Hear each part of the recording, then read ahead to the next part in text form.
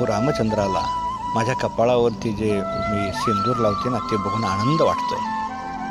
हनुमंतरायाला मनातल्या मनात वाटलं, अहो सीतामाता जर थोडंसं सिंदूर जर आपल्या कपाळावरती लावत असतील आणि भगवान प्रभू रामचंद्र जर खऱ्या अर्थानं आनंदी होत असतील तर त्यावेळेला स्वतः हनुमंतरायाने त्या ठिकाणी उभा राहिल्यानंतर त्यांनी ते सिंदूर पूर्ण घेतला आणि अंगावरती ओतून घेतला.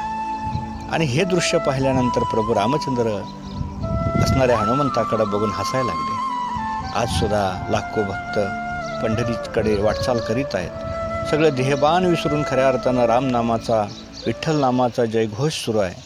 आणि मग बघा, नामामध्ये तल्लीन झाल्यानंतर संसारामध्ये असणारी कुठलीही माया किंवा तिची आठवण आम्हाला होत नाही.